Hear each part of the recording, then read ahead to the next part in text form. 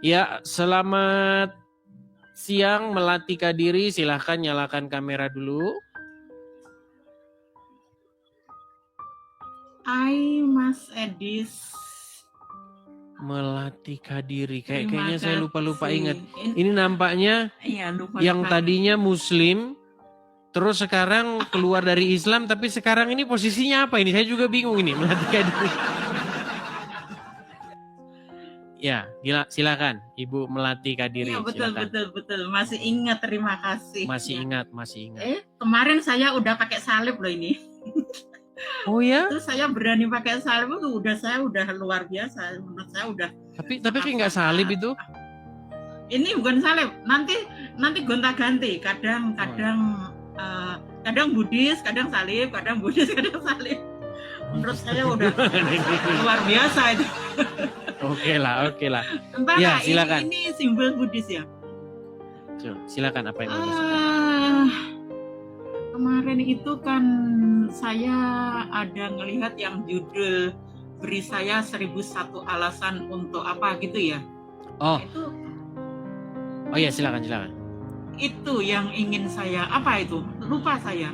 1001 alasan. 1001 kan alasan untuk meninggalkan agama Islam. Oke, sebentar ya. Kalau nggak salah masih di sini kok ya. 1001 iya. alasan untuk meninggalkan agama Islam. Yang mana itu ya? Itu betul. Kayaknya itu yang ingin saya sampaikan. Oh ya, silakanlah. Oke.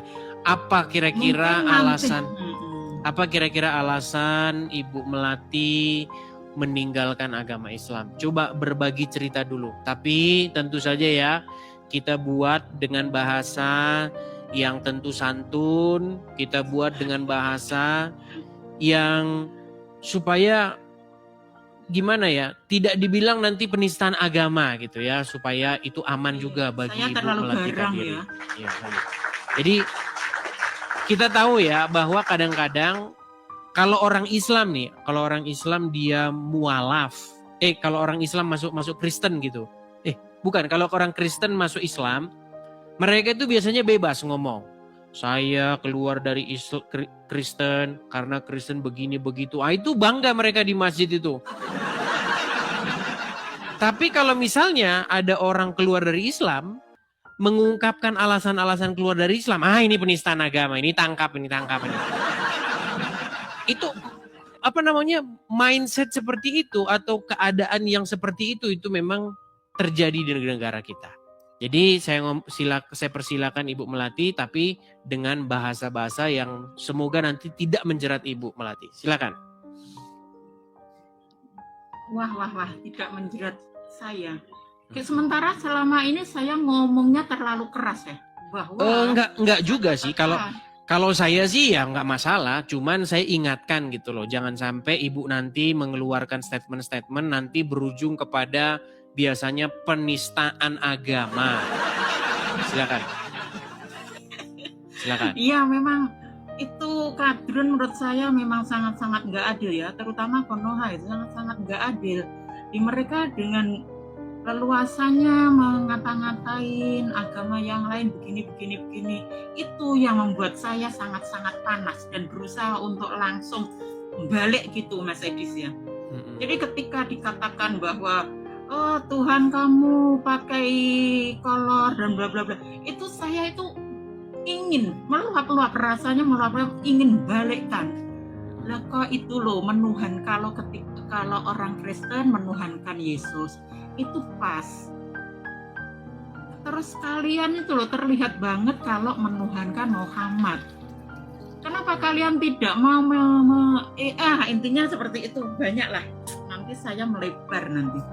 Intinya saya mau katakan bahwa yang 1001 alasan itu satu saja yang saya nemu setelah saya berusaha untuk tinggalin itu gurun ragil itu, bahwa ketika di Al-Quran itu ada menyatakan bahwa Isa itu manusia paling mulia, ya kan?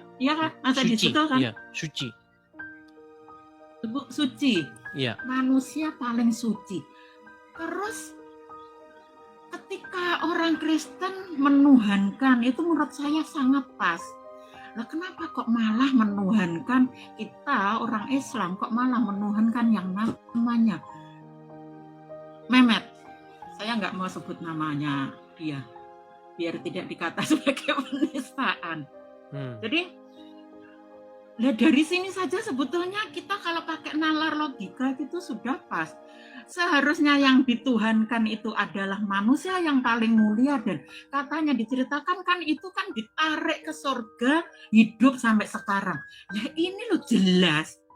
Nah ketika mereka menuhankan Yesus, kenapa kok ribet, bingung, mengolok-ngolok Tuhannya manusia lah, Tuhannya apalah. Ini menurut saya nggak adil ketika kita itu dipaksa untuk meyakini apa yang disampaikan oleh Mehmetnya itu.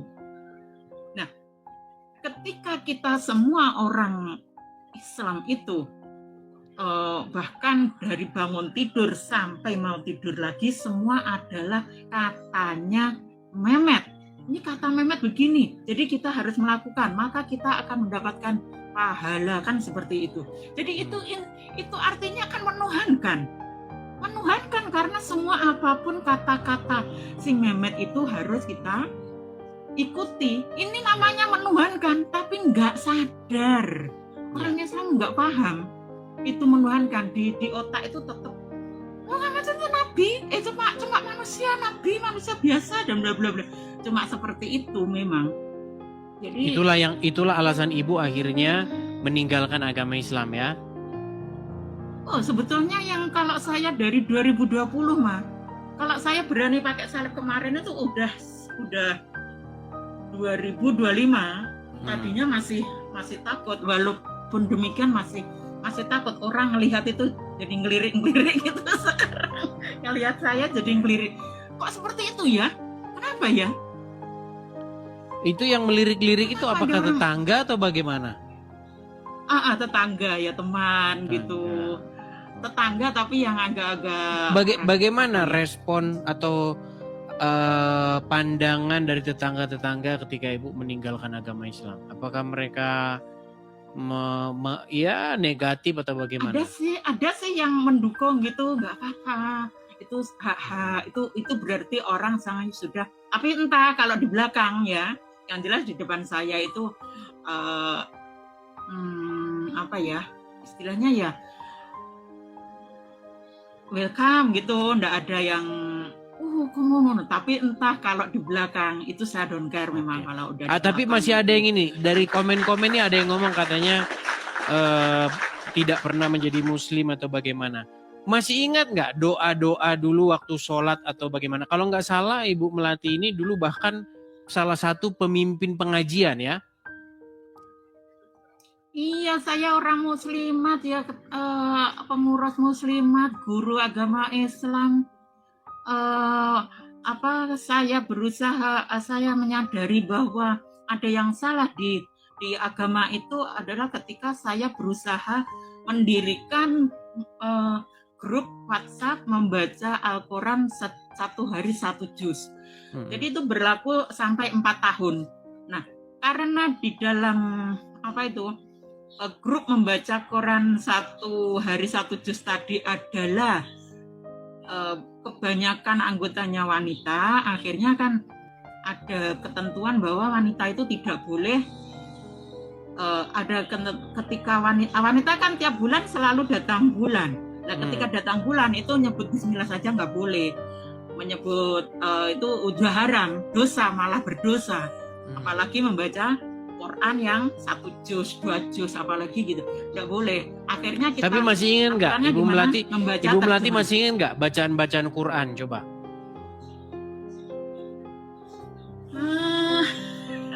Sebetulnya saya itu sekarang udah begini, moto saya. Kalau dulu saya sampaikan walaupun 1 ayat, sekarang saya buang walaupun 1 huruf Arab. Seperti itu, jadi terlalu radikal. Tapi nggak ingat lagi, berarti nggak ingat lagi atau bagaimana? Apakah masih ada ingatan? Ingatlah kalau mau. Ingatlah. Coba kita pengen dengar nih 1 surat coba yang masih Ibu ingat. Ayo, harus nginget-nginget Yung. Sebetulnya saya udah oke lah sebetulnya. Tapi nggak Udah apa-apa, banget. demi supaya penonton nanti tidak mengatakan ini penipu settingan gitu. Coba bacakan satu surat supaya penonton-penonton yang muslim-muslim yang tidak menerima bahwa makin banyak orang yang keluar dari agama Islam ini, mereka sadar bahwa ibu memang benar pernah menjadi seorang muslimah. Dulu saya biasanya kalau pagi surat Al-Mulk, Surat Al-Mulk. itu. Coba surat Al-Mulk. Oh jangan, ndak hafal, kalau sampai berapa ayat ndak hafal. Terus kalau yang bagian depannya saja, kita nggak perlu semuanya. Al-Mulk kayaknya tabarok seperti itu. Dan kalau Asar itu Ar-Rahman sama Al-Waqiah. Coba yang hafal aja, yang hafal. Hafal banyak sih sebetulnya. Apa ya? Ad-Duha, Ad-Duha. Ya, surat Ad-Duha coba. Walaili idza sajama wada'aka rabbuka wa ma walal akhiratu khairul laka minal ula. Wala sawfa yudika rabbuka fatasa. Udah. Apa itu udah sah itu? Sudah banyak ayat. Udah sah. Apa? Sah. Oke lah, intinya teman-teman doa saja ratusan Mas Edis kita ya. hafal. Intinya teman-teman ya yang muslim-muslim, maksudnya teman-teman sebangsa ya. Jadi kalian harus tahu bahwasanya enggak bohong. Ya, ibu ini memang benar kok. Dulu kalau nggak salah setahun yang silam itu kita sering ngobrol dan ibu dulu saya suruh baca surat apa itu masih ingat kok. Ya, jadi memang kalian harus melek bahwasanya sudah banyak orang-orang yang meninggalkan agama Islam. Jadi kalian itu ya jangan menipu diri sendiri. Ya. Oke lah Ibu, saya ucapkan selamat. Iya. Saya ucapkan selamat karena sudah meninggalkan ajaran agama Islam dan semoga Ibu on the way nih kepada kebenaran seperti itu. Karena sekarang posisinya belum jadi Kristen ya. Saya udah merasa Yesus itu menyatu dengan saya. Oke, tinggal dibaptisnya ya. Belum dibaptis ya? Tapi kan? Saya masih takut itu, Mas Edis. Macam apa ya, macam klenik gimana gitu. Jadi saya mungkin mau baptis pakai air kelapa Nusantara, yaitu saya berujukan gitu. Kira-kira sah apa enggak? Iyalah, pelan. Artinya perlu banyak belajar dulu lah. Yang jelas meninggalkan ajaran yang terdahulu itu sudah satu langkah yang pertama harus diambil dan kemudian yang selanjutnya nanti seiring berjalannya waktu. Ini mungkin Mas Edis yang membuat saya agak takut jadi Kristen itu karena kayaknya sama dengan Islamnya begini. Mengatakan yang lain salah itu. Gimana? Yang lain maksudnya gimana? Kalau nggak Kristen masuk neraka, macam Islam. Kalau nggak Islam, ya itu perlu kita pelajari. Jadi begini. Jadi sebenarnya yang inti daripada ajaran Kristen itu adalah menjadi serupa dan segambar dengan Yesus, sang teladan kita. Begitu. Jadi sebenarnya tidak penting agama itu apa, begitu. Percuma Kristen kalau miripnya sama ya Abdul Lano. Ya kan? Percuma. Di KTP Kristen tapi mirip sama Abdul ya susah. Begitu. Jadi banyak orang itu terjebak di dalam yang namanya sebuah administrasi, begitu. Padahal kalau kita merujuk kepada murid-murid Tuhan Yesus sendiri, nggak ada kayaknya mereka itu yang pakai KTP di KTP-nya. Petrus, iya, Simon Petrus ini, coba lihat KTP-mu apa? Nggak ada, gitu. Makanya sebenarnya kekristenan itu sendiri bukan agama. Kekristenan itu sendiri adalah jalan hidup. Itu penamaan dari orang lain sebenarnya, yaitu para pengikut Kristus. Nah, para pengikut Kristus itu adalah orang-orang yang membuat dirinya meneladani Yesus. Begitu. Seperti itu. Nah, itu butuh pembelajaran yang lebih dalam lah. Karena memang banyak orang awam itu berpikir bahwa keselamatan itu adalah soal administrasi begitu. Karena pengaruh-pengaruh Islam itu sangat kuat di dalam kekristenan. Contoh misalnya, oh nanti kalau salah ngubur nanti masuk neraka. Kalau tidak dikubur tepat waktu nanti begini, begitu. Kalau nanti tidak tertulis agamanya Kristen nanti masuk neraka. Padahal bukan seperti itu. Enggak kan? Iya, jadi yang paling penting begini. Yang paling penting itu adalah supaya kita itu menjadi serupa dan segambar dengan Kristus Yesus, seperti itu. Iya, nanti mungkin ada tim yang nanti mau ngobrol lebih mendalam sama Ibu kalau Ibu mau dibaptis atau masih takut dibaptis. Di tempat kami ini ya, kita memang belum punya tim yang official ya, tapi saya rasa pasti nanti ada yang inbox Ibu untuk mempelajari itu sebelum, karena juga tidak memaksa ya, belajar dulu, kemudian nanti kalau benar-benar mantap baru dibaptis, seperti itu. Ya, jadi cita-cita saya ingin meminoritaskan mayoritas saat ini. Kalau mayoritasnya bukan yang saat ini, yakin Indonesia akan maju. Jadi mari bersama-sama untuk meminoritaskan yang mayoritas saat ini. Terserah mau agama apa saja, tapi memang kalau udah Kristen berarti kita menyatu dengan Tuhan, udah itu menurut saya paling benar itu. Menyatu, manusia menyatu dengan Tuhan itu benar. Oke, hanya itu saja Ibu Melati ya.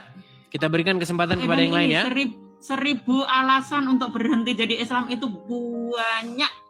Jadi kalau mau pakai nalar logika, yakin sebetulnya mereka akan segera bisa melepaskan Islamnya. Tapi itu otaknya masih mati, masih mengkeret. Terima kasih Mas Edis. Baik.